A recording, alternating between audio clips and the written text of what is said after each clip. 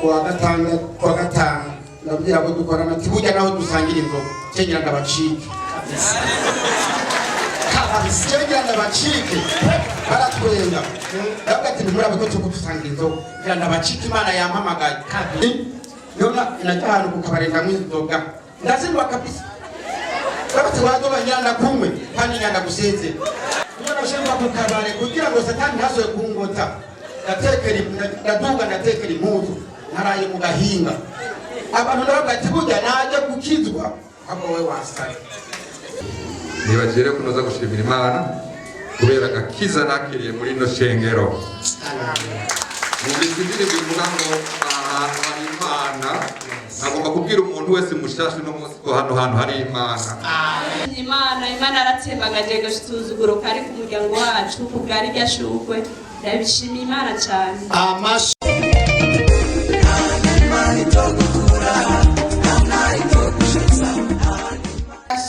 Amen. Yesu nashimwe kandi. Amen. Yesu nashimwe. Amen. Hagaze imbere y'ishengero shimira Imana kufitangiriye. Wageze isahani muzima nk'iki kibondo. Ntivyari byoroshe kuva ndonyimbanye ibitero n'ibiteye ubwoba byateye kugwira. Naratabaza kenshi mungere nabwiye na mama Clementine n'umurongozi wa Serire Gihosha Juste akunda kubabwira ko bafasha gusenga kuko satani yagomba ko nanirwa mu gutwara ino mbanye none yaratsinzwe mbere no ku munsi wo kwibaruka narabatabaje ndababwira ko ngiye kwibaruka ndabandikira message kise kwa muganga bambwira ngo ndashobora kwibaruka mugani biri hafi ariko ndabona ko ari bitero kuko hari haheze umwanya ku bandi bana nabanza nibarutse ndashobora ndabatabaza nongere ndamubwiye wewe ndanamutelefona acambwira ati gukora kuri iyo ndadusenge aho usubira kwa muganga uca wibaruka byagenze uko nyene subiye kugenda ngo bandabire bace bambwira bati hageze rero satani yaramaramaye mufashe dukomera amashimana amen. Imana irakoze cyane Imana irakoze dukomera amashimana Yesu ashimwe amen.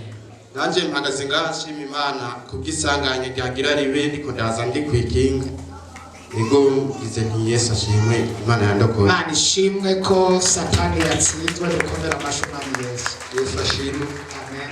Ndashima Imana cyane naho abadayimoni bari bahaguse no yinga ariko shima dusangiye muri serire barafashije cyane gusenga cyane rero Imana ikaba yaragiriye neza ikaba yankijije naho numva bitaragenda neza cyane Imana ibahezagire cyane komera amashi umwami Yesu kuko Imana yakoze Yesu ashimwe amen. Haleluya amen. Mpagaze ngaha gushimira Imana kubera igira gatatu ninjira muri no eglise ijya mbere ninjiye ngaha hari muri 2013 nkaba nakijijwe muri 2013 nkaba nakijijwe muri no shengero narabwigere ngaruka muri kino gihugu gushimira Imana nibagire kunoza gushimira Imana kubera gakiza nakiriye muri no shengero mu bizindire bivuga ngo hari Imana agomba kubwira umuntu wese mushashe no munsi ko hano hantu hari Imana ninjiye muri no eglise nterekeje umuntu gusa sinabyemera hamwe umuntu yubaha agaherekeza umuntu mugabo twahuriye n'Imana ngaha Imana irampindura Imana irahindura ubuzima bwanje Imana irahindura ubwenge bwanje Imana iranyugurura amaso nari nicaye sinzi eglise ndabona ko bayihinduye twari twicaye hari ya ruguru twari tukiri hari ya ruguru nari nicaye pastor yari hari ego nari nicaye ngaha umunsi nkizwa Imana yaranteruye inkura mu ishengero igenda kunyereka ahantu mboheye Imana ikirambohora irambwira ko mbohora nari nsigaje iyinga rimwe muri kino gihugu Imana irambwira yuko igiye kubohora ibintu byanje byose kuva ku munsi wa mbere gushika ku munsi wa Mungu Imana yankoreye ibitangaza kila munsi wose nabibonye n'amaso y'Imana nsamba muri kino gihugu nsasubira iyo mba mu Bubiligi nta na kimwe nari nzi mugabo nari nzi ko nahindutse ncaninjira mu ishengero gushika n'uno munsi niyo nkiri Imana rero kirabandanya irankorera ibyiza irampa impano irampa amado menshi yo gusengera abagwaye umuntu asengera abantu barwaye kanseri bagakira Imana impa amado y'ubuhanuzi Imana impa ibintu byinshi hari ibyo ntarabona mugabo ibyo maze kubona nagomba gushimira Imana ikindi kintu nagomba gushimira n'umukozi w'Imana sinamuzi n'izina mugabo icyo nzi nuko mbere yuko ngizwa yaraje kunsengera muhira sinabyemera naramwitegereza nkavugana n'umuntu afite kuraje agomba kunyemeza ibintu ntumva mugabo nakubwira yuko amasengesho yawe Imana yemeye igihe ninjira muri no eglise narivuga nti bano bantu bagumbike mugabo hari ikintu cyabaye narabona umunezero uri ku maso y'abantu umunezero rero niyo nasanze uno munsi nabonye Imana ikiraha nagomba kubabwira ngo mubandanye hari abantu nka jewe benshi ngaha muri kino gisagara cya Bujumbura mubandanye mwigisha ijambo ry'Imana bakizwe nabo bazoza n'abandi nagomba gushimira umuntu yanzanye ngaha ari hajya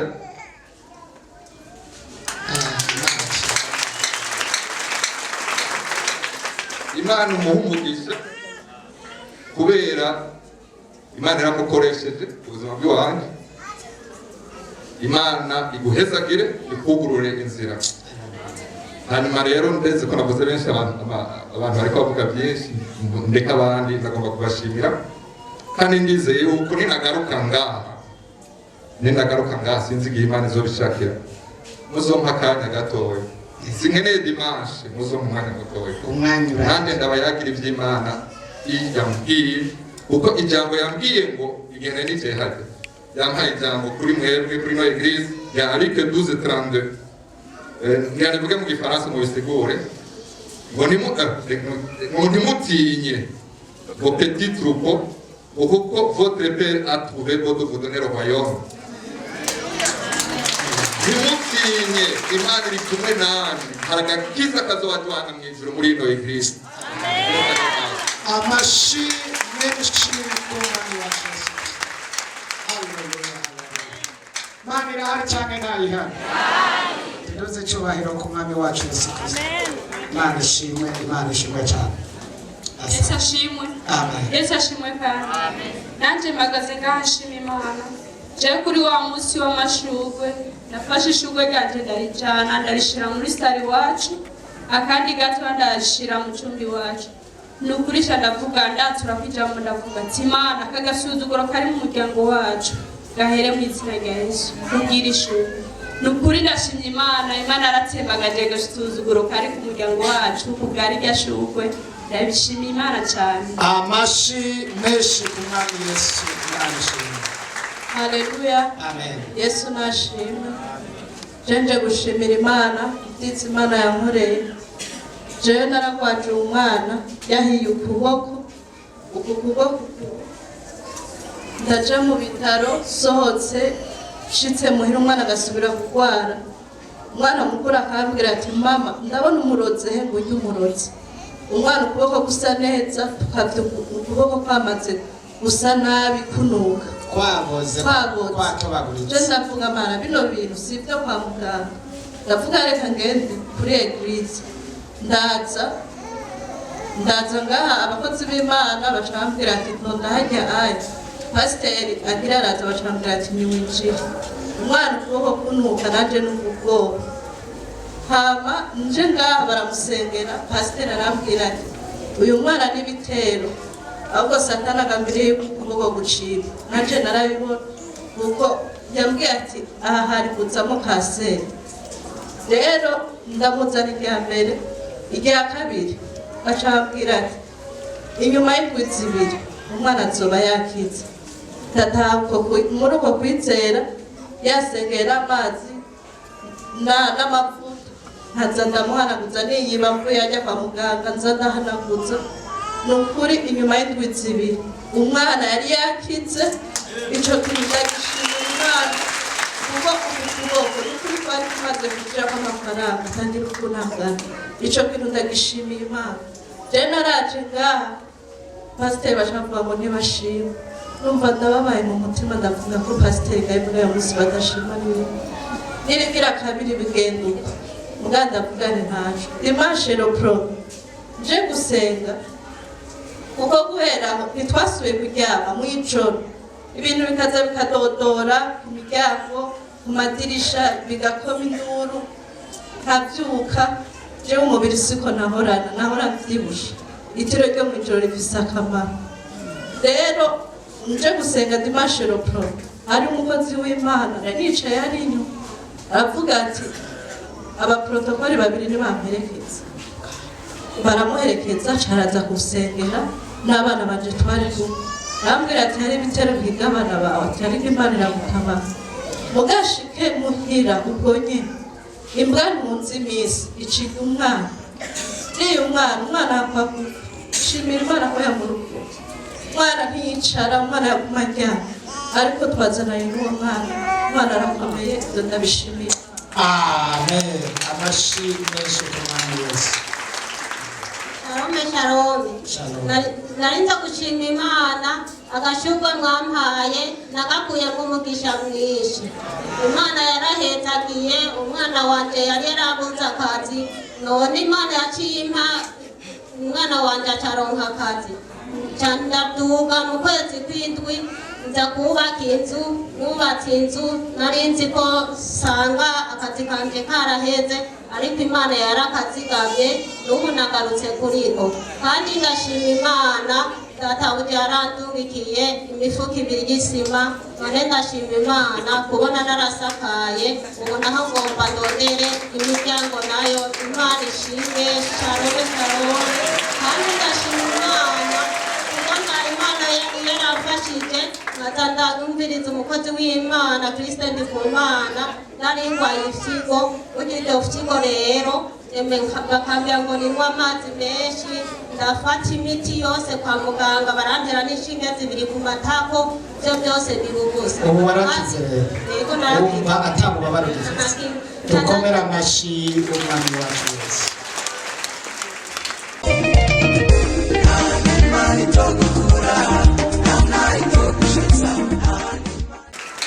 Yesu ashimwe. Amen. Yesu ashimwe shengero y'Imana. Amen. Uyu munsi magaze ngaje na umunyabyaha. Sa Amagaze imbere y'ishengero je na umunyabyaha. wari umunyabyaha. Jewe nari umukizwa. Nasengera muri Nazareth. Ariko 2019 ndi mu mugamba ndagwa. Kweli bigerageza. Nakuma numva ubutumwa. Jewe nta butumwa bunshika mugabo sindabukurikiza. Twarigeze kuvugana n'umukozi w'Imana aho ngaha bamubwira ati jewe nitwa kanaka nari narakishijwe mu gondako ariko nifuza ko nokwiza jewe kuwa gatanu ndabwira abo dukorana ati burya naho dusangira inzoga cengera ndabacike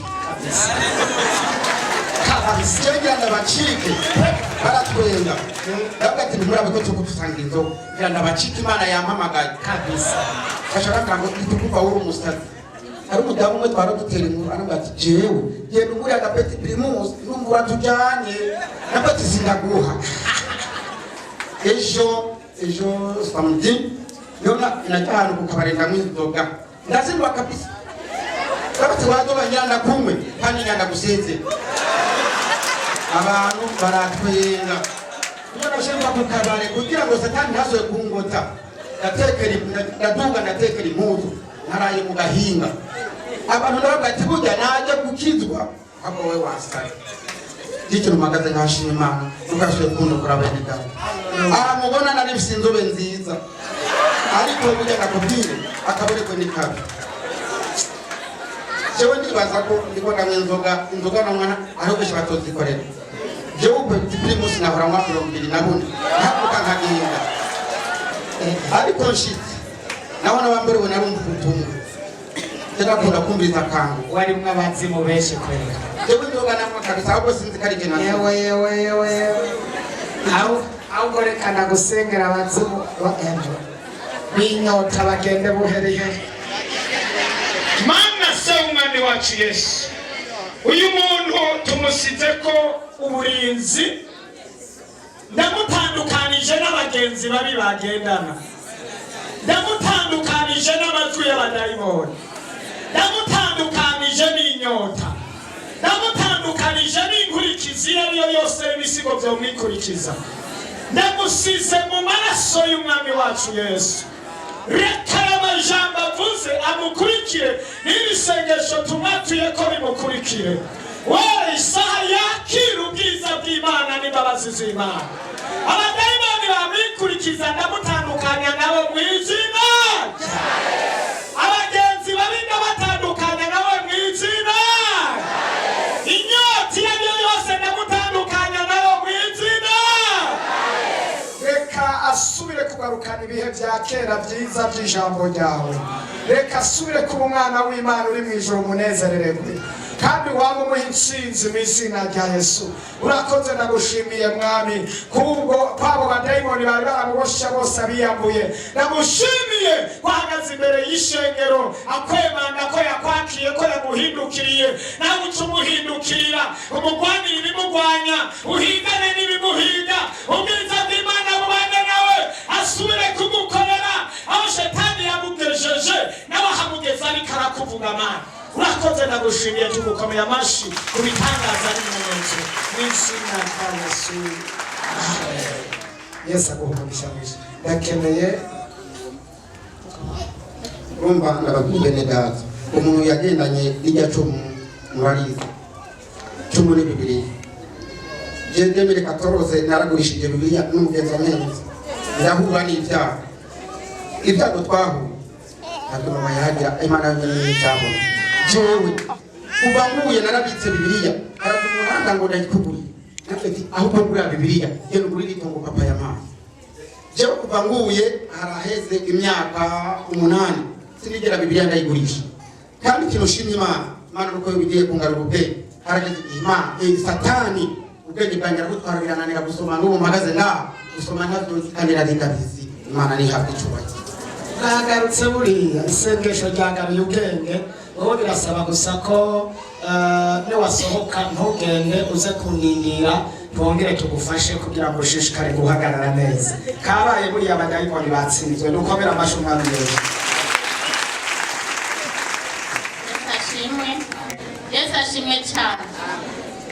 Yamfise ibintu byinshi noshimira Imana kuko ibyo inkorera birandenga, ariko muri byo hariho bike nshaka gushima. Hari umwana nari nazanye mbanye ku gatumba, abamuzi baramubonye, yaje apima nk'ibiro 20 agwaye cyane bikomeye. Ndamuzana aha baramusengera, ubu yarakize ameze neza ngo apime ibiro 50. Yesu ahabwe icyubahiro. Ikigira kabiri, hariho mukuru wanjye ari muri Canada, yajyanye abana habamo bamwe banywa ibiyobyamutwe, umwe acika nk'umusazi. Muri ya masengesho papa amazemo iminsi, ndazana ifoto yiwe baramusengera, ubu batubwiye ko ameze neza. Icyo nicyo ndagishimira Imana. Icya gatatu, hariho umwana yaje kundamutsa ubu muri vakanse. Hariho bamwe basanzwe bazi ko abana banje bagwara, nawe acagwara ibyo bintu ndi muhira jenyene. Hama ndatabaza Imana iramurokora, yari yaravye. Nicyo ndagishimira Imana. Nogera nshima Imana ku byiza byinshi yamingirira, sinobyo ntabwo ndabirangize. Imana ihagitira amashi ku mwami wacu Yesu Kristo. Yesu nashimwe. Yesu nashimwe kandi nanjye mpagaze ngaha nshima Imana muri byinshi yankoreye ntashobora kudondora. Hariho byinshi noshimira Imana ariko byose sinobimara, reka mvuge bike muri ibyo byinshi. Je nari maze igihe kinini ndwaye, naragwaye cyane mpaka gupfa. Mu kwezi kwa kane ndazi ngo ndwaye amaso, nje kwivuza amaso ino, turashika kwa muganga bambwira ati ahubwo rero nta maso urwaye arenga, wewe uragwaye amaso umuga ntari kure cyane. Nari mfise ibintu byanjye umubiri wose, mpagaze nk'uku naca nunama kwihagaza ku kuguru, nunama mu bitugu hose, umubiri wose bikanje. Barambwira ati ahubwo rero singwara yo by'amaso urwaye, genda ku bitaro byose ufatisha ibipimo barabirogwara urwaye yariyo. ndagenda cyane ugasanga none je ko bambwiye ngende ku bitaro fatisha ibipimo byose nta n'amahera y'ibifisi fatisha ibipimo gute rero ayo mukuru wanje ngaha ashaka kuvugana na madame wanje aramubwira ati je ndafise murunanje aragwaye cyane atahubwo uramuzana ngakwereke ahakirira uwo murunanje uwo mukuru caranzana ngaha anzanye ngaha ku musi wa kabiri nabona na pasiteri arambwira ati yamara iyo singwara urwaye yo kwa muganga n'abadayimoni bakwiziye n'ibitero byinshi byakuboshe kandi urashoboye kugira ingorane pasiteri aransengera ahejeje kumusengera arambwira ati uze kubandanya uzaza mu masengesho bagusenga ndavuga ati nico kundi ahubwo mpaye nduga kuko je nabimakamba pasiteri arambwira ati basi ejo mu gitondo kwa gatatu uzogaruke ndagusengera bukeye kwa gatatu ndagaruka pasiteri imana imuhezagire cyane pasiteri yarankoreye ibintu byinshi abitumwe n'imana kandi imana yo mu ijoro z'umuhero imigisha atako yongana pasiteri acaransengera ku munsi wa gatatu naduga ku wa kane acarambwira umukobwa w'imana ngomba ndagusengere kugira ngo niwashika hariya imana izikugirire ubuntu ndavuga pasiteri mukuru uzobukoze kuko aho ugeze ndarusha kandi ndananiwe mubwo akiriko aransengera ndumva kumenga bya bintu biriko birangira birahetse ndavuga ati imana ndabundura imana koko pasiteri acambwira ati ntakugenda uko ambwira burya urafise amahera yo kugura kinji ndabwira ntayo mfise acarambwira ati genda uvoma amazi mw'ino paco hanyuma umuze ino paco ndayisengera imwe amazi hanyuma uyadugane pasiteri arasengera cyane ndaduga bukeye kuwa kane nshitse muhira bene data nagize ibibazo bikomeye sinaryama mwijoro bwize ndagenda kuryama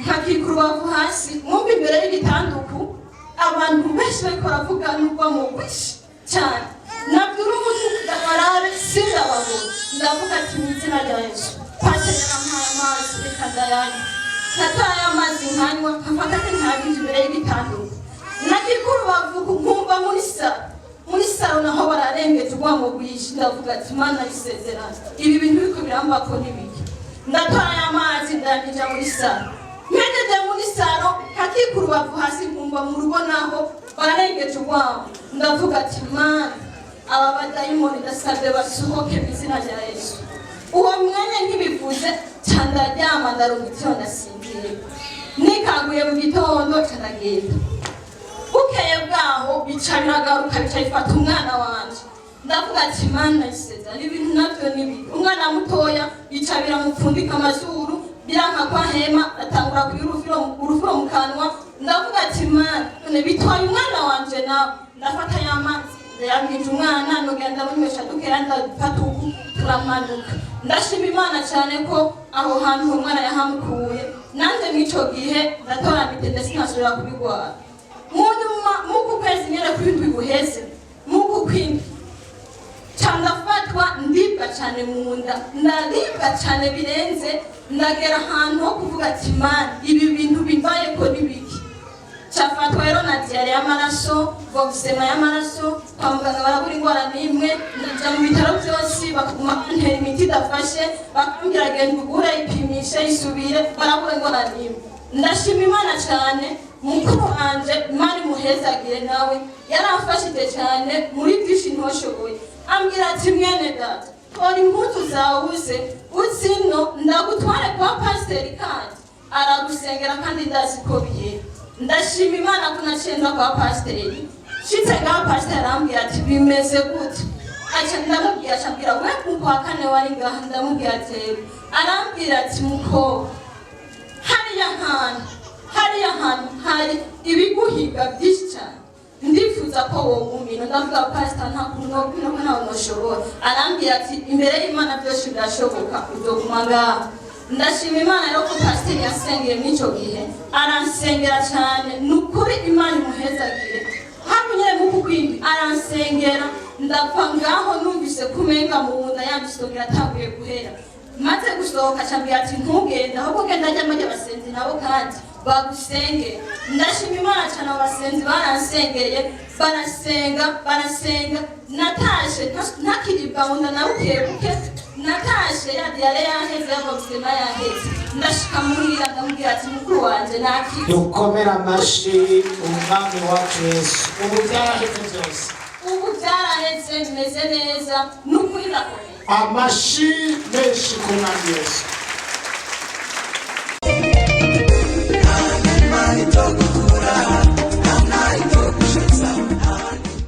kandi ngo amashuri Imana muri bike ibyishinzo y'ubundi munsi ko mfise intahe yo gushima kandi ariko Imana yambwiye ntegeza gukora kuri iyo ntahe hama ngo bashimire Imana ko Imana yankijije umutwe nari ndwaye umutwe cyane uyo mutwe ufashe nta kintu na kimwe nasubira gukora tugendaza ngaha abasenzi baransengera ariko après meeting ngaha Dimanche icyo gihe pasiteri niwe yasengeye aransengera umutwe wananiranye kabisa uyu munsi natashe nakize ndabishimira Imana cya kabiri mesaje y'ishugwe ndayishingira intaye cyane Yesu yarampaye ayandi mashugwe y'impunzi kandi nziza zimeze neza mesaje y'ishugwe Imana yampaye n'ishugwe y'impunzi Yesu turashima hama ikindi ngomba gushimira Imana ugashimira Imana ubu je mba n'ikimuga muri make maze iminsi mpingwa n'ibitaro by'abadayimoni aho nkorera ndadandaza ngasanga amahera yagiye ibyo bikarengana muri igihe bisi agira isanganya jenje nga muri repetition nanjye nagize isanganya gatembagara ariko Imana irahaba iyi merekerezi iheze nari nje muri repetition ngaha ngeze hagati n'aho bangongeye nyene tagisi mbere yarampetse hacaza umutari atwitangira imbere arabura yaza niyamba ashasekura kuri ya moto naherutse mvuga ati yesu ubwo nyene nisanze naguye mw'ibarabara imoto yaje kungwako Imana marayika arahagarara ryakinga ntiryasheza kungwako narababaye aha mu rubavu burya si ntihameze neza ngenda nyene mfise ubabare ariko shimira Imana marayika wa repentance arahari Imana nisenga yo mwijuru iratabara ubujama n'ikimuga mbanjyamye mu bitaro ntapfuye ariko nyuma noshimira Imana ko uno munsi ndi muzima dukomera amashi umwami Yesu nibyo ibitero birahari ariko turagusengera kandi hari n'ibindi bitero utazi urarondera umwanya nze ndabikubwire Imana yari yabimbwiye nari nzi ko tuzakuvugana nawe hanyuma umenye ibyo usengera kandi Yesu arahari azokomeza kukurinda mu izina rya Yesu kuko aragukunda shetani agomba kukugwanya ariko Imana iragutabara cyane Yesu ndashimwe amen arishima Imana tukaba abantu 70 twayiganirwa akazi akabaje nagatsinda Imana ishimwe amen kakazi wagatsindiye mu bantu 20 Imana irahari cyane ntayira Imana irakora cyane nikora iri ku kazi hano iri ku kazi iri kirakora kweli twari twamubwiye ati ni wewe reka dusenge gusa ni wewe none Imana yashikije isezerano Haleluya!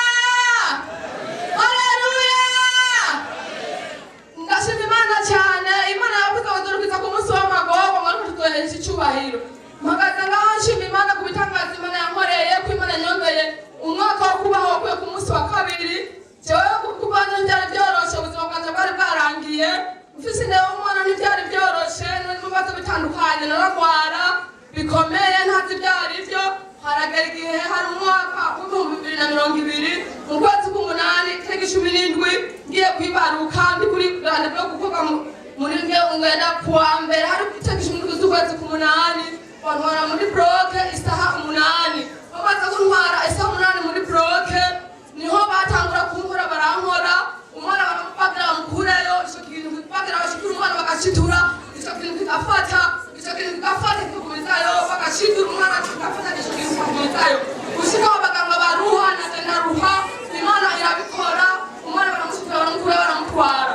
kuvuga yuko jewe bamaze gushika kuri iyo somo bamaze kumutwara ndakumiyo barashona n'ubwo bashona badaheta bamaze gushona bahejeje basanga babagiriye ikintu bashongera barasatura baragikura icyo kintu bamaze kugikura bongera barashona bamaze gushona bahejeje kuko bashe bamura muri bloke 6 z'umugoroba abamerekeje bamaze kwiyagura abantu bose akavuga ati umuntu byagenze gute n'ibiki batubwira icyo wabaye bamaze kunkura muri bloke bashikanye mu gitanda sizere barambwira ngo umwana n'ubundi bati ndamubona bamaze gushika isaha imwe y'ijoro shafatwa n'ibintu muri wa mushana birazanira 10 amacumu yo ndimasero muri masore bakuru nkaduza matama bako matama guru bakafata mabya tumubagara bakanga ndafuye nukuvuga bifashe nukumbi kabiri umubiri wose nkabira nkafa nkahera nukuvuga bakanga bagiye kuza cyawe ngomba mfe basanga ino kunone magama rosigayeyo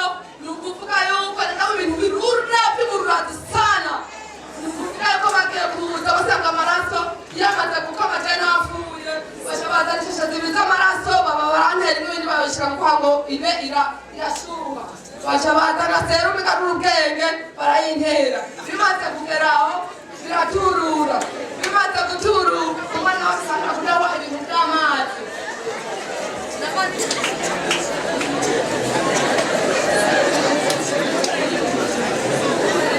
byinshi ufise nitwo umunsi wa kabiri saa sita nabwe ntwara muri dushe muza kunyotsa bamaze kuntwara y'amaraso bantera nadashwa amazi kabiri y'amaraso hata ahantu harapasuka bamaze kupasuka bashobora asubiza muri bloke basubiza muri bloke shandafa bamaze gushikira bambaye saa sita bantwara saa 12 z'umugoroba bamaze kunkura nafuye nukuvuga n'ibyari byoroshye ku bugingo bwanjye narashikanye n'urumva barashikana mu gitanda baragira ibinungo barahamagara nafuye kera nukuvuga yuko nasaba bakutabura barasenga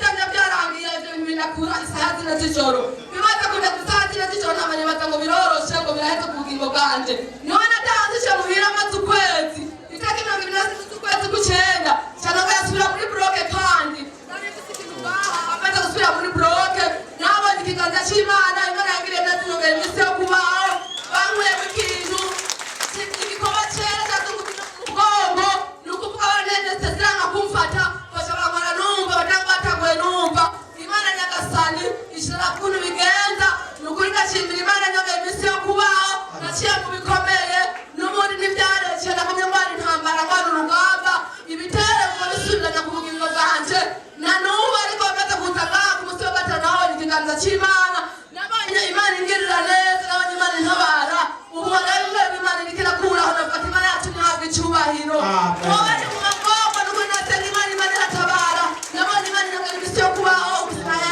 Imana ibahetagire amen. Uyu muntu burya yahuye n'ibikomeye nuko yabinyarukije nyene kandi umenga aracari mu gihababu c'ivyo bintu aracavyibuka ariko yahuye n'ibikomeye cyane biteye n'ubwoba iyo muri nabonye hari abantu umenga bariko baratwenga iyo ikintu kitari kuri wewe ukacumva ku wundi umenga n'ibisanzwe jewe nagize ubwoba cyane Imana yarahabaye tuyidugirize cyubahiro Imana yaramwiyeretse mu rwego rukomeye cyane nukuri Imana yarako tuduze icyubahiro cy'Umwami Yesu kandi iragahora ku ngoma iragahora ku ngoma kugera no ku rugero bagukora wumva urumva iki kintu wewe Imana ni nziza dushake tuze twubaha Imana irahari Yesu nashimwe amen nanjye ngomba nshima Imana mu bintu byinshi Imana yankoreye ariko ngomba mvuge bibiri je naje ngaha nama ngwaye kenshi cyane ariko ndashima Imana ikintu ca mbere yankijije ndashima Imana ko yankijije hasi Imana ari maranye imyaka 5 je namagenda ni binini nagenda ni poho Misi yose mwishakoshi wanje n'amafisi umupira n'ibitambara byo kwifunga mu izosi ariko ubu imvura iragwa simenye ikintu na kimwe kandi imvura iza kugwa nabimenya izogwa kwa Mungu nabimenya kuva kwa Mungu indi yose igahera ngwaye ariko ubu ndashima Imana ndidegembya naje mbona imvura igwa nk'abandi bose nta kintu na kimwe menya ndaryama kabiri nshima Imana kwa gatatu tuvuye gusenga turiko turataha twari batatu tugeze kuri Kotebu haje moto iriko irahunga abapolisi, iyo moto ikirangonga mu kuguru, ariko ndashima Imana muri nyamwanya wamenga nta kintu na kimwe mbaye, narakungutse gatoya. Hanyuma nagiye kumva ububabare bukeye kuwa kane no kuwa gatanu, nje no mu masengesho gusenga ku mugoroba, biranka ndavuga nti reka nsubire inyuma. Hanyuma ndindira saa 8 nja ku radio nanje ndasenga, bariko baravuga bati umwe wese nafata ababara, nanje nafashe kuri nyakuguru k'umubiri wose numva mbabara, numva noguma njyanye, ariko ndashima Imana ngo ndakomeye. Ubwo mwanya nyene nagiye numva nkize. Yesu dukomera amashi umwami wacu Yesu Kristo. Iyo mugama yaje gushingira intahe yahuye n'ivyo bibazo, turamukeneye kugira ngo tumufashe cyane. Tugomba kwirukana izo mbi ku buryo atazosubira kuzibona mu buzima. Nitwasohoka ntugende, turaguha porogaramu. Tugomba guhangana n'abo bazimu ku buryo ubohoka nawe ukaroranirwa, mbere n'ababikoze bitora ikosa mu izina rya Yesu. Bashimye cyane. Hagaze ngaho mushimira Imana umuntu nari maze iminsi wacu mu bitaro, yaramaze indwi ibiri mu bitaro kuri presereja, ko Imana yagiriye neza agakira, kandi yari yaje arembye. Yari yaje atera amaraso, hama abaganga barambwira ngo turamanike igipimo cy'uko ashobora kuba arwaye kanseri. Hanyuma basha baracandisha igipimo, mugabo cyane mu bwoba candarondera umukozi w'Imana ndamubura, nshaka kuri hejuru ndacarafasha umukozi w'Imana baramusengera. Apre iminsi bibaca bambana mu gipimo ntukigirishe kuko tubonye aho twari twabonye hameze nabi hameze neza. Nshima Imana rero ko yaciye ku mukozi w'ingaha, Imana igakora igikomeye. Ishaka bishima Imana, narasabye Imana ndashaka gukorera amande, kandi ugerageze uko ushoboye kose nonke ibintu ushobora kwandikisha mu ijuru. Iyo niko nahamagara Imana, ndahagarara Imana kugira ngo mbega papa wacu ingena gukorera amatarandikisha mu ijuru, twone tukene kwandikisha mu ijuru. Hadaheze n'iminsi mike haca haza umumama dukorana acaparira, wowe uvuga ngo urashaka gukorera Imana, ngomba ndakora ikintu ukorera Imana. Ngo hariho abana b'abazungu ngo bavutse ku mukobwa ngaha ari muri maraya, ngo nabo bana ngo barabuze ahantu bashobora kuba, ngo kuko nyina wabanyita n'uwakarendana neza. Ngo tugende kumuraba, turagenda tujanye kumuraba, turagenda kuraba uwo mukobwa, usanga ni ndembe, usanga ari umuntu akuze ngira amasi y'imyaka 35, afise nk'ibiro nka 20.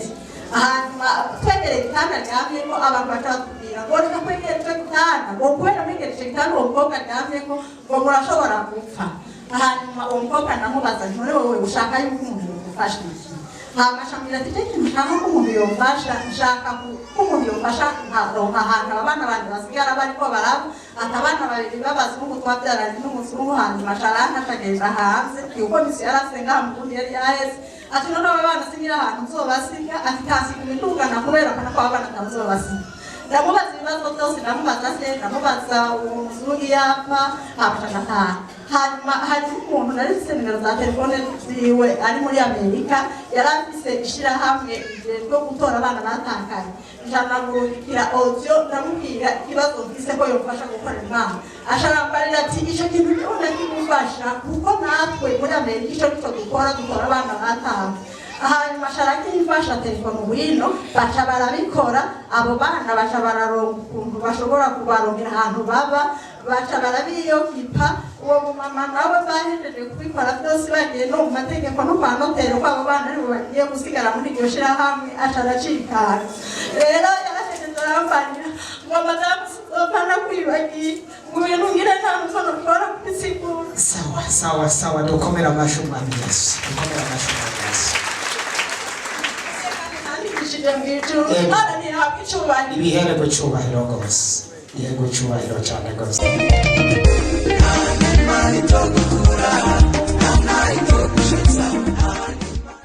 Kandi Imana arakoze. Yesu nashimwe. Ntabwo nashimira Imana icyiza yankoreye.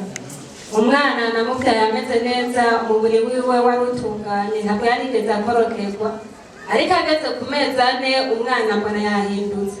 Amara ukwezi kose umubiri wiwe barudatembera, nkagerageza gukinisha umwana ngo ndamunezereze, ariko bikanga. Kugira bihere namuzanye ngaha agasenzi bamaze iminsi bagusengera, by'ukuri umubiri w'umwana umeze neza. Icya kabiri nshimira Imana, umwana yari yafashwe mu maboko umuntu uheze avyimba ngaho, uheze ngaho aravyimbaga imizuku, umwana sinaterura yaguma arira naramuzanye ngaha abasenzi baramusengeye namubwe aramusengera ndashimira Imana ko umwana amaboko yamugurutse kandi yavyimbuye.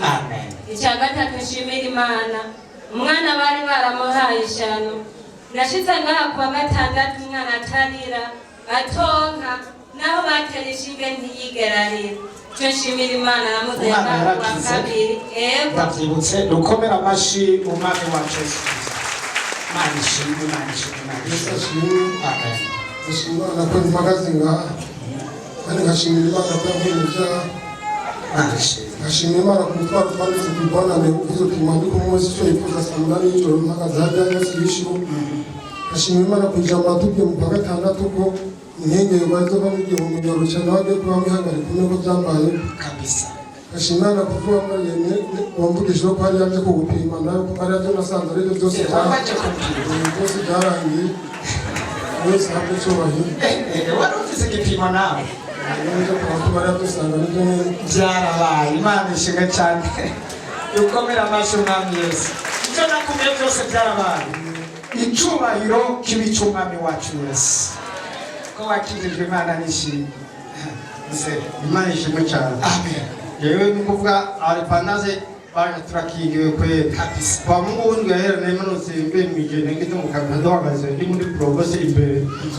Hari umuntu avuyeyo ndarumva ngo pa agiye kumurisha intuze ibintu bisigoye mu iyogoro yashyize fure yikuta provost irimba yacu ikikubita iwacu yagaze bita mu manga ifata mu biti irakuruka hejuru nakuciye mu idirisha kaje kadisha gatoyi ntandura amaguru mbura y'umuto n'ifone yasigaye n'amarorere ngaha hanyuma bari nyuma muya narimo babinumva baboroga warantwaje kuraba ngurashariyo iracyariyo hanyuma nabayo hanyuma mbona yasi bakujeyo ahabe bacunayo jana muri pesa rija yo provoxa dukubise yoyo yabaye imfunguka bose bakometse bose kire chauffeur kende kushimira Imana we uva murazi abantu pandaze tururazi kapesi Imana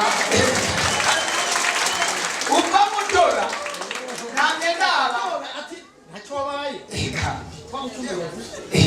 uko aha mubona acumbagira uko ntimwibaze ngo ni accident oya ahubwo yari yarabaye paralize umubiri wose yagendera ntiyashobora no gutambuka turamusengera arakira. Ako niko kakasa no gucumbagira gusa ariko mwabonye umwanya yahagaze hano umuntu yari paralize agaca no mwidirisha agavyuruka akaba yari muzima. Turakingiwe no kuri kose. Yesu ashimwe. Amen. Yesu ashimwe kandi. Amen. Nanje mpagaze ngaha ashimira Imana ku bitangaza Imana yankoreye. Hari umutwaro nari mfise w'akazi k'umutware wanje. None mpagaze ngaha ashimira Imana ko yarose akazi. Imana ntihabwa icubahiro. Kandi nshaka no gushimira umukozi w'Imana yaradukoreye igikorwa gihambaye. Imana imugirire neza imuhezagire ihezagare ikayongera yitwararika n'umuryango wiwe. Amen. Nshaka gushimira Imana hari umutwaro wo mwibanga nari bise nawe nyene narawishuwe. Imana ntihabwa icubahiro. Amashi ku mwami wa Yesu.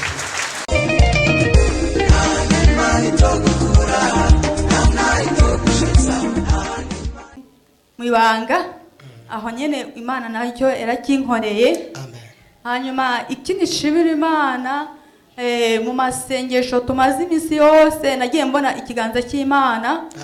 Narifise umwana yari mu wa kabiri, umwana ntiyaguma agenda neza mu ishuri, umwana atamenya. Hanyuma amasengesho twagumye tumwo muri amezi yose aheze. Icyo ndagisengera kuva mu kwezi kwa gatanu kwa gatandatu. Imana ngira neza umwana wanjye amenye kuko ukuntu nguma turi ha ishuri amahera yakuru. Mana nkorere neza umwana amenye. Igice ca mbere umwana ntiyamenya, n'icya kabiri ntiyamenya. None gamana ku mwana atagenda neza mu ishuri ata kintu mbona cyavansa n'amanota meza aronka. Umwana aramenya mu gice ca gatatu. Aho rero Imana ihabwa icubahiro. Amashi menshi ku mwami Yesu. Hanyuma ikindi shimira Imana mu masezerano yanjye Imana yampaye, batubwiye ngo nituvuge mu byo dukeneye mu byose duhereze Imana y'umutwaro. Haleluya. hanyuma muri ibyo rero ndizeye Imana yuko umwaka udahera nta muri ibyo natanze isezerano yanjye kimwe kitamaze gusohoka. Asante sana. Koko ndiko ndabona agacu. Sawa. Haleluya. Ibindi uzobivuga hanyuma tugejeje ngaho. Ndavyumva ko hava ubivuga urumwe tugataha. Yesu ashimwe cyane. Amen. Yesu ashimwe cyane.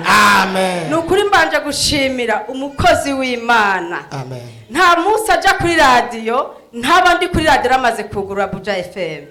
Iri shenge narikunze tugitangura tukiri hajya ahantu. Abantu banze ngira ngo baranda ati ntimugasohoke mu ngoro y'Imana mudatambiye Imana. Nukuri naho sengera muri Eglise Vivante ariko nebeye kuja gushimira Imana igikorwa Imana yankoreye. Naje ndushe cyane. Bamama nukuri ndakunda pasiteri wacu. Anyibuka anyibagira hariko ndamukunda nk'umubyeyi wanje. Ndamukunda mbonye mama pasiteri ndagwa mu gahundwe njya muri biriya ntagura gusoma. Cagagura rero. Cyashimira Imana yakoze naje ndikondarira ndi mu bibazo by'inzu. Ba mama mufise abatware mubasengere yemwe mudafise umutwaro w'inzu. Nari mfise umutwaro w'inzu. Ariko pasiteri ambwira ati Mama Christina, Imana igiye kuguha inzu nziza. Kandi Imana igiye kuguha inzu nziza. Urabona aho umuntu akubwira ati kora inzu y'uyu mumama, abantu bose bayirindire nk'abantu 100, akavuga ati uriya mudamu uriya niwe nkwiye guhereza inzu yanjye. Ntanze nanjye sinzi n'umizirima ndi umukristo. Atamiriza abamizirima bose ndabimye inzu yanjye. Hariko uyu mumama ndayimuhaye inzu muyisige, ariko inzu yanje numva ko noyicira 300, ariko yumama za kumpanda yakira kuko sinzi icyo Imana igiye kumukoresha. Nukuri ndi umama afite abana 5 ariko maze imyaka 17 ntakigira umutware. Ndashima Imana kubwo pasiteri. Mana umuha amavuta, Mana umwongera amavuta, Mana ndagushima ntaza kugira nyibagira. Niyo mpagaze hashima Imana. Asante. Yewe ugomba gutwara imyanya wewe. Dukomera amashyi Umwami Yesu. Iyo abantu bariko barafashwa biba bikomeye cyane. Yesu nashimwe. Amen. Yesu nashimwe kandi. Amen. Ndanezerewe cyane gose. Aha ndahafise umuvyeyi papa wanje na mama wanje ari upasiteri. Mama wanje nawe ni Claudine muririmbyi. Sinzi ko yo byaguruka mukamuraba. Ubwo niwe Claudine. Uriya Imana ishimwe. Niwe mama wanje nawe papa wanje. Kabisa. Ndabivuze kubera iki? Iyo umuntu amaze gukizwa tubamenyera ku byo bakora, ku butumwa bwiza bagenda baratanga. Claudine niwe yampaye ubutumwa bwiza kugira nihane, acanyereka aho ninjirira. Kuva itariki 25 mwakira abo bavyeyi ngaha niho ninjiye ngaha muri urushengero. Ncandumva nahakunze cyane, nari umusambanyi, nari mboregwe. Claudine yambaye hafi ndetse n'imiti y'ikirundi nayikoresha. Uri umwana w'umukobwa ntiwangera umutwe. Waroroshe. Ariko guhera uno munsi kuva itariki 25 ndumuraganwa na Kristo. Haleluya. Narahindutse cyane. Kandi ikindi naco nukuri mu nsenge ndafise inyota yo gukizwa kabisa. Cyane. Nzovuge aho Yesu yankuye koko bihagije. Dukomera amashyi Umwami Yesu we. Abantu nk'aba nibo bakenewe, dutere haleluya ku gikorwa Imana yakoze. Asante. Nanje nzokubera umuvyeyi mwiza cyane. Dukomera amashyi Umwami Yesu. Yesu ashimwe. Amen. Amaje nagomba gushima Imana. Cyambere ndashima Imana kuba ngeze ngandi muzima. Cyakabiri je naragwaye uruntu munda, uruntu runini ya cyane. Urubonye wawe kwibaza ko nafise nk'indamezi 5. Gwari uruntu gurubuye gwiteretse munda. Ndarumarana umwaka ndasenga ruranka kuyonga. Abantu barubonye bavuga ati ugo runtu ruzokwica, ugo runtu bakugira operation ruzokwica. Nanje numva afise ubwoba. Munyuma ndagenda kwa muganga bansaba operation, bansaba rendez-vous, numva afise ubwoba cyane, mvuga ati juru uruntu ruzonyica. Ariko naho nagira ubwoba narihagararako. Ndaza ngaha ndamubwira pasiteri ararubona. Pasiteri nawe nyene nararubonye. arabona ko ari uruntu runini, arambaza warihanye ibyaha byose, ndamubwira ego. Aransengera kabisa, narafise rendez-vous bari bampaye rendez-vous ya lundi, canza ngari vendredi. Pasteur aransengera, uwo munsi lundi ngiye muri rendez-vous, barangirira operation. Ukuri ndashima Imana kubwo runtu rwaramvuye mu nda. Ndashima Imana cyane, nk'abashimiye umukozi wabo ko yaransengeye. Ndashima Imana kabisa, gwari rundemere, gwarananduta, gwari uruntu gwaragiye pi gwaragiye pi. Twumvikane rero wa muhungu, uno munsi ntudutwenze uvuge ibikenewe gusa. Sawa. Haleluya. Haleluya. Amen. Haleluya. Amen. Naho bivuga ati ndabatwenza kuko ni ntayiryoshe. Maze umwaka wose ndi ngaho. Muri uwo mwaka je naciye mu bikomeye ntitwahuza n'abavyeyi, nari mfise umuvumo. Ariko kuwa Mungu aho utereye yakoti hasi ukavuga ati byose birarangiye kabisa. Nanje naraje ndashima Imana kuko aravuze tuwoshaka wese yoshima Imana.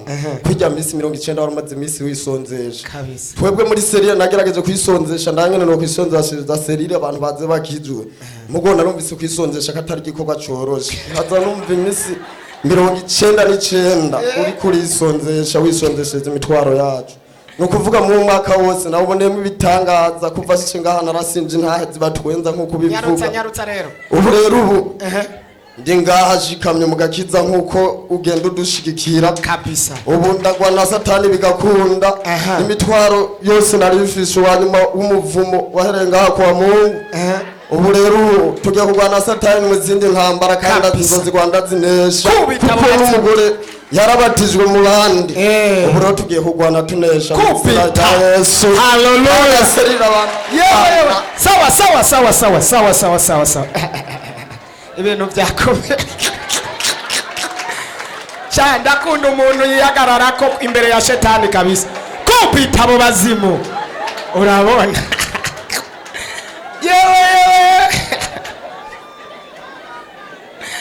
Sawa. Haleluya. Amen. Nanjye mfise ishimwe novuga ko tekereza ariko Intahe nziza mana. Kurikira. Haleluya. Amen. Ntinanze mfise ishimwe ritagira uko ringana. Yaho mwafashije cyane reveriye na wewe.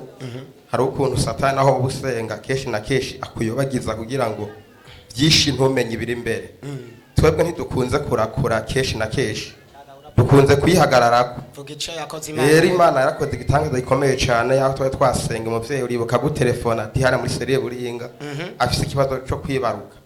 Yari kwibaruka mu kwindwi mu ntango. Rero ugeze no saha yibarutse ku munsi wa Mungu nahone igikorwa kirinze gukorekera hano. Ndashima Imana cyane kuko ciza yakoze. Nkabashima n'Imana mu bana bane yari imaze kumana aho wambere atabayeho ikaba yaramvangiye ikasha umwana w'umuhungu ari gomberuka kuronka. Nkabashima Imana cyane, iyo Mana muyikomera amashi. Amen. Ndavyibuka ndamubara ati nyaruka tubanze tugusengera umwana arahita aboneka, none tuyikomera amashi ko yaciye ikora. Asante. Imana ishimwe cyane. Amen. Bo nanje ikintu ngomba gushima Imana. Je natangwe kumva umupasiteri ku radio, je nsanzwe mu Maramvya. Umunsi umwe rero ndaza gusengera nkamvuye mu Maramvya. Twaravuganye na madame yuko ntegeza kuzoza kuraba umupasiteri yamatubwira ubutumwa ku radio. Ndiyo. Bo umunsi rero wa mbere nshika ngaha nasanze mu office cigwa gukubita imbwebwe. Kubita imbwebwe. Gukubita imbwebwe. Ngeze muhira ariko nasanze bitoroshe kuko ni narayino ariko wa gatandatu buca ariko wa Mungu cyanza gusengera ngaha. Cyasanga muhira bateye madamu bamuteye baratwiba ibintu byo mu nzu. Nzirya zari zo mbwebwe zaciye zigenda kuyihora mugabo ntaco zakoze. Zirakubitika none bose. Baratekera ibintu byo mu nzu n'ikinga ryasumira abana bararitwara. Baca vuga iki Imana yakoze. Ikintu bashima Imana cyane yuko nuko gusabamu cumise bene ngaha ariko ntibamubabaza cyane byirenze. Ariko rero yari yibungenze no kwibungenga. Ikintu bashima Imana cyane nuko yabyaye neza. Amen. Kandi bari bamuteye mu nzu ibintu byose babitwaye. Imana ishimwe. Rero ndagishima Imana. Yazigamye ubuzima bwiwe izobaha nibifatika mu izina ryayo. Amashi ku mwami Yesu. Aha. Yesu ashimwe cyane. Amen. Je magaze ngaho imbere yanyu n'imbere y'Imana cyane shima ibintu bimaze kunkora ni byinshi cyane ariko muri ino ndwi yankoreye ibintu bidasanzwe. umwana wanje w'imfura bari bamuhaye isumu rero ryasumu riri viyora ryo kumwica direct mugabo Imana ibicishije mu maboko y'umukozi w'Imana Pasteur Joseph naratabawe umuntu wese abonye umwana wanje yandekuraje ambwira ngo ntashobora gukira yari umwana akuze n'umuganga avura amaso naradize amarira ntaribwiye ndira kuva nabaho mw'isi ariko isaha turiko haleluya ndashima Imana yarantabariye umwana ubu ni muzima yaciye mu mukozi wacu Pasteur Joseph Pasteur data wo mwijura Imana agukomeze aguhezagire akwongera imigisha gusumba niyo ufise uno munsi warafashije bidasanzwe ukuboko kw'Imana kwakoze ukuboko kwa gukora ku mwana wanje umwana wanje aratabaga haleluya amen haleluya amen amen dukomera amashyi umwami Yesu aho nimwokomera amashyi umwami Yesu gayemwe tuduze icubahiro cy'umwami Yesu ku bikorwa ariko arakora abazimu baroga Yesu ariwe data arogora mu izina rya Yesu mu ijuru hari Imana itabura ingene bigenza tuzoguma dukora tubaho dusenga abazimu baroga abarozi baroga natwe dusenga ubundi mwibaza ngo tubayeho nuno munsi barayi barakinda mugabo turahari kandi mu migambi yabo ntibari bazi ko dutambuka mugabo turiko turatambuka haleluya reka baze bariboma natwe turakingiwe Imana irahari no kuri kose ntukagira ubwoba bw'umudayimoni cyangwa umurozi cyangwa umuntu ariko arakora iki akorana na shetani natwe dukorana n'Imana haleluya amen Yesu ashimwe nanjye mpagaze ngahashima Imana cyane hari ivyo Imana yankoreye hano ndashima Imana yarampaye ikibondo ntivyari vyoroshe na gatoya nari mfise intambara nyinshi cyane ariko naraje hano baransengera mungera aransengera n'abandi bakozi b'Imana baransengera none shimye Imana ko vyagenze neza ikindi shima Imana nuko ndi muzima n'umwana akaba ari muzima ikindi shima Imana nuko Imana yanyongereje amaraso kare naho nama mvyara abanteye amaraso ariko Imana yarantabaye nihabwe icubahiro nico cyanyuma ikindi ni hanyuma bine ni byinshi bitatu birakwiye ikindi ni kwa Mungu haleluya amen Bwana Yesu asifiwe sana amen baje gukegurukira uhoraho Imana rugira byose ashoboje kunshoboza guhagarara aha hantu kuko iri ni sezerano nari narishiriyeho mwibuke mu vyeyi umunsi nariko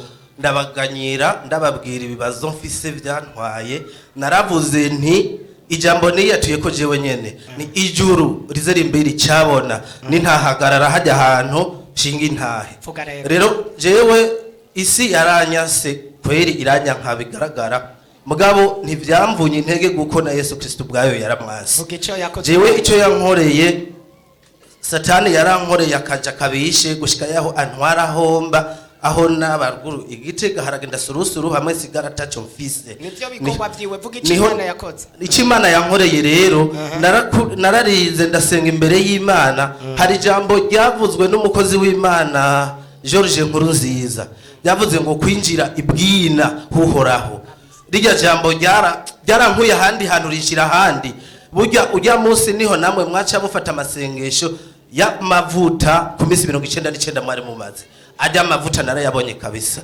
jewe ujya munsi ndafise umugenzi wanje twitirana watwitwa Bakaneziyusi gusa twese iyo turi mu bibazo turasengeranira tukabibwirana je niho ubwo nyene ngaha muri mu rusengero namubwirani hari ikintu Imana ikoze ku buzima bwanje uze kuza tugeze hanze ndakubarire niho twasha dufata ingingo yuko tworondera kwinjira ibwina huhoraho ku munsi wa kabiri naje ngaha nza muri office mu biro iwanyu naje ndi turi mu masaha 38 turiko tondera ibwina uhoraho niho naza numva Imana imvuze haleluya niho naza numva Imana ivuze ku buzima bwanje mwebwe nyene mwarambwiye Imana iravuga yuko ivyo nariko ndasengera ndirira byose agasuzuguro satani yashizemo yuko ikankoye mugiye ko nkora bitangaza ivyo yanyemereye singomwa ndabivuge ndanga yanje ni Imana ubu ndi mu masezerano sawa byasohoye vuba cyane we wari guhera kuri speciale none uyizanye mu nyuma ikintu Imana yankoreye uyu munsi je nari ku musego pasiteri kuva ku gatanu mu ijoro ndabwira nti ngwaye infection mu maraso na typhoid n'uwo munsi mu gatondo nari ku radio jewe nagoyagoya ku buryo nari nzi ko nza gusenga niho nabwira umugenzi nti je sinza gusenga ntibikunda nuko mvyura umutwe ijambo ryavuzwe ngo tabita 10 iryo jambo ryankuye ande nagiye numva inguvu mu izina rya Yesu Kristo haleluya nagiye numva inguvu none ubu ndahagaze ndikona abona ubwiza bw'Imana Imana ihabwa icyubahiro Imana ikongereza amavuta amen yawe Yesu ashimwe amen jewe nje gushimira Imana kandi nongera Imana amaza shetani ku munsi wa gatatu twe umwana yarakomeye saa 8 haza ingwara giturumbuka tutazi hama mu nyuma rero twamuzanye ngaha amerewe nabi cyane hanyuma umukozi w'Imana pasiteri wacu amaze kumukoza ko ibiganza yaciye akira none ndashima Imana ko Imana yaduhaye umupasiteri afise ibiganza bihezagiye atari bisanzwe amwe nibaza ko twamukomera amashi murakoze cyane amen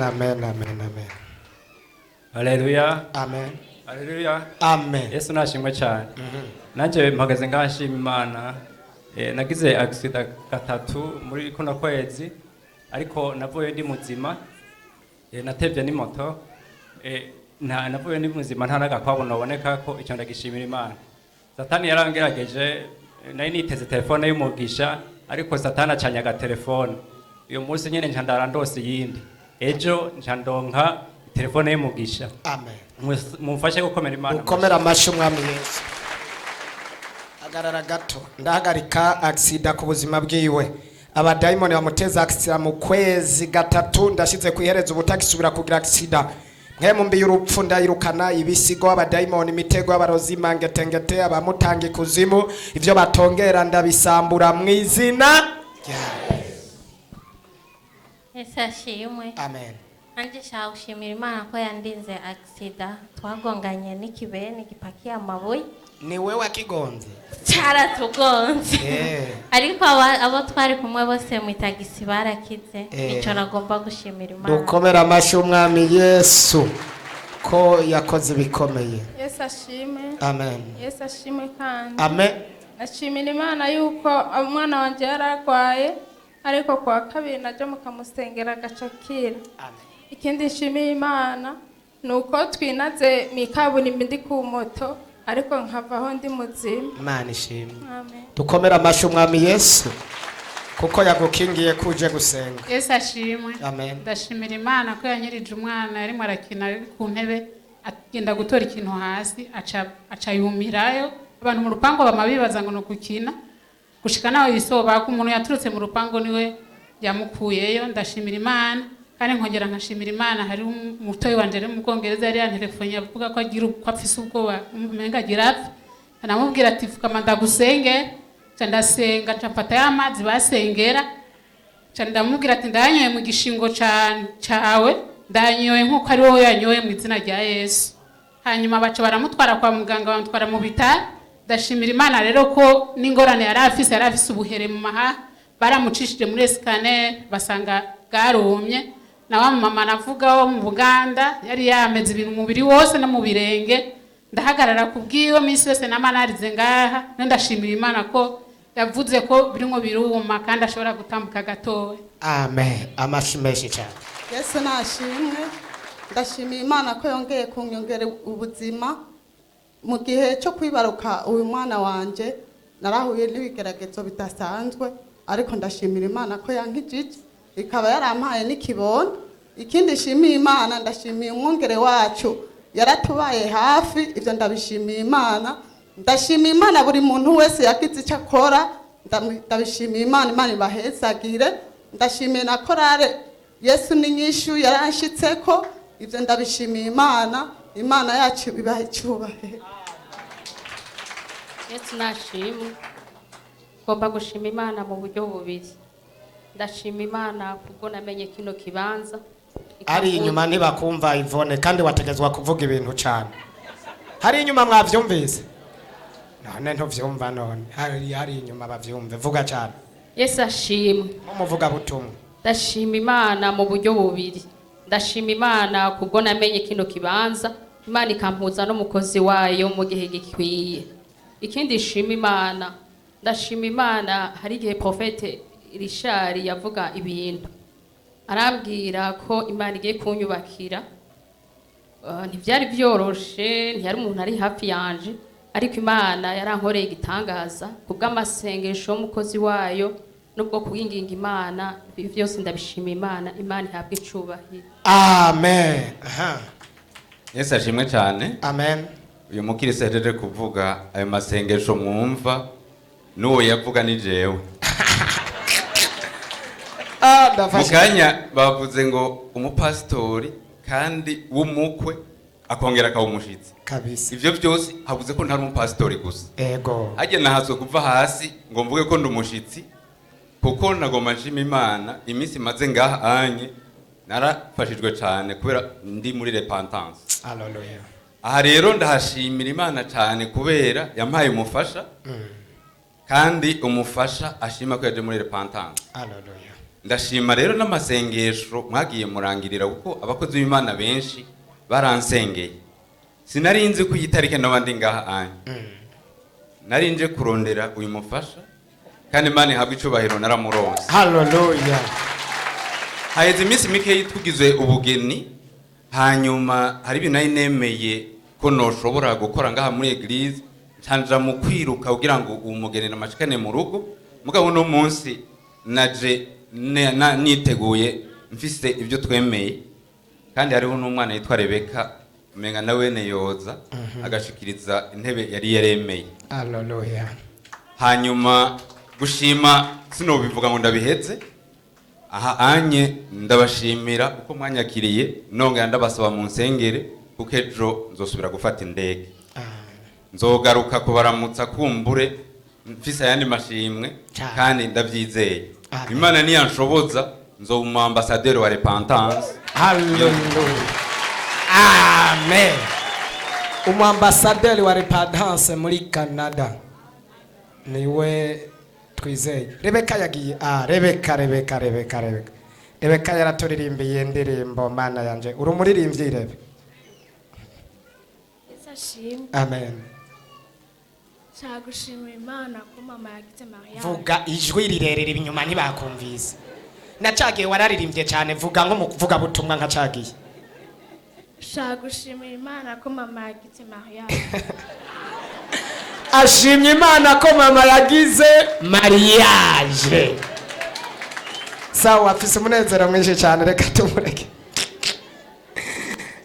Bashimeshi ku mwami Yesu. Yesu abahezagire.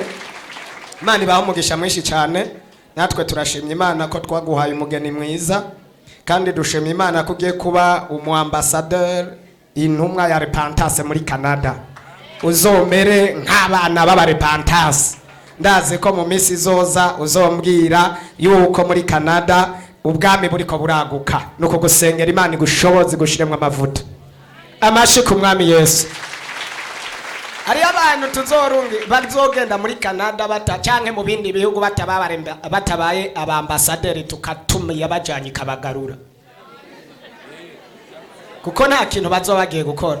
Nk'ubu hari abagiye bambeshe bamaze imyaka myinshi bambeshe, nabaye ndihangana sindaja kumavu. Umunsi nagize iminsi jana, iminsi jana yabo mvuga amazina yabo bazondondera. Ubu nabaye ndabireka ndakurahiye. Yesu nashimwe. Amen. Nashaka gushima Imana ku bintu bibiri. Maze iminsi mfise ikibazo, nsabye uruhusha rwo kuduga nkagira amagisida mu nzira, ariko Imana ikafasha hakambera ibitambo imbere yanje. Itariki 30 z'ukwezi guheze nanateguye ko nza ngaha amashengesho, ariko Satani iravyanka incandaduga tuduganye n'abana b'umukoresha wanje. Nshitse kuri kote buce ndagira agisida aho bongonze, baca bagonza ishakoshi narafise mu ntoke. Ndashima Imana ko Imana yankijije. Ku munsi wa kane hirya yejo nagorobeje numva ngwaye, ndafise ikibazo cy'amatwi. Mawuje amaze kumvuza inshuro 3, araheba arambwira ati burya mukobwa utaguze mituweli nakazi kawe, anje ndara mituweli sinoyishobora. nca ndavuga ati je nzoza gusenga ariko umunsi wa gatanu basengere ndazi nzogenda nizeye nzohava nkiza kuwa gatanu naje ngaha ukugutwi kutumva numva umutwe umenga wobomoka sinzi nyene umukozi w'Imana n'ukuri yavuze ijambo ry'Imana ryo muri Zaburi 12 kuhera ku murongo wa mbere kugera kwa gatandatu uwo murongo numva urafashije hageze ku mwanya wo gusengera abafise ibibazo numva ndafashwa n'ibintu ndagwa no hasi ariko nabyutse nakize mu mpera amashimana yanyiziza ayo matwi kandi bari bambwiye ko ngura mituweli 30 kandi atayo nari gushobora kuzandariya Yesu ashe dukomera amashi umwami Yesu naho wari kuronka iyo mitiweli ni ari kugukiza amatwi ariko Imana ishimwe kukiza amatwi. Yesu nashimye. Amen. Ndashimiye Imana yarayinkuye agasuzuguro kabisi nafashwe n'ukuguru ndavyimba abantu babagenzi batangura kumbwira ngo we wamuvuga ko iwanyu ngo basengera n'abagwaye sida ngo reka rero tubirabe burya nyene ndavuga ati jewe umunsi pastori gusa azonkora ko nzovayo nkize Imana ihabwa icubahiro naraje aransengera ku wa gatatu ubu rero nakize ni mu yimpera amashi. Amen. Yewe uzi ko ibintu ari vyiza cyane.